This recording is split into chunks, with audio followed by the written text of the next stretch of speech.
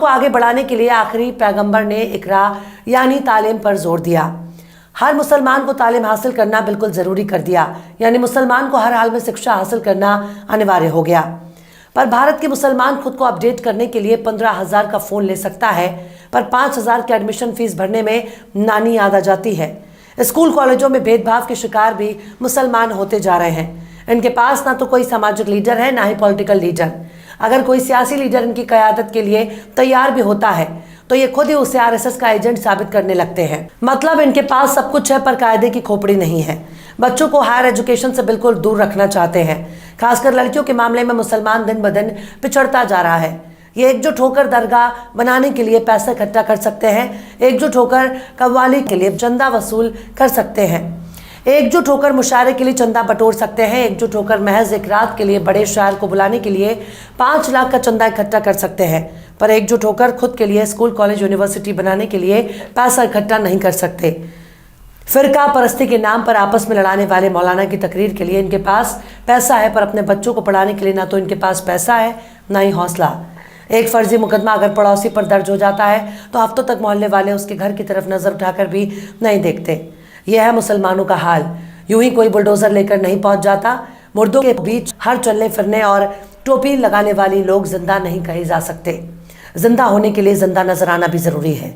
इनके पास सब कुछ है, पर इकट्ठा होकर अपना नेता चुनकर संसद और विधानसभा में पहुंचाने की ताकत नहीं है। अगर मुसलमानों के बीच से कोई एक नेता खड़ा हो जाता है, उसको गिराने के लिए खुद इन्हीं के बीच से एक और मुसलमान खड़ा होकर मुकाबला करता है। लिहाजा ऐसे ऐसे लोग चुनाव जीतकर मुसलमानों के सिर पर तांडव करने लगते हैं, जिनको मुसलमान तो छोड़ दीजिए, हिंदुओं में ही ज़्यादातर लोग नहीं जानते। मतलब आपस में लड़कर ये दूसरों को जिताने में यकीन रखते हैं, पर औकात नहीं है कि खुद का कोई नेता चुन सके जो इनकी सदन में आवाज़ पहुंचा सके।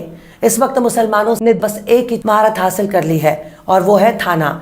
मुस्लिमों में कोई नेता मिले ना मिले, लेकिन दलाल ज़रूर मिल जाएंगे जो थाने की दलाली करते हैं, जो आपके बीच में घुसकर मुखबिरी करते हैं और दारू मुर्गा के लिए अपना ईमान बेच देते हैं।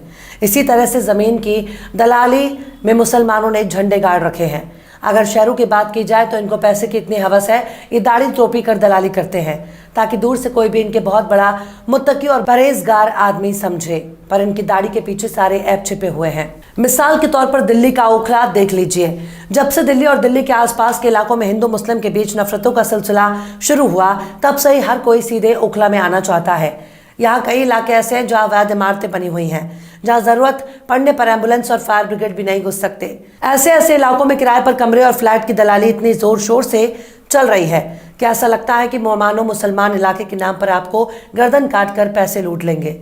मुसलमानों ने रियल एस्टेट की आड़ में दलाली का ऐसा धंधा शुरू कर दिया जिनके जेब में नजर आने वाला एक एक रुपया हरामखोरी की गवाही दे रहा है।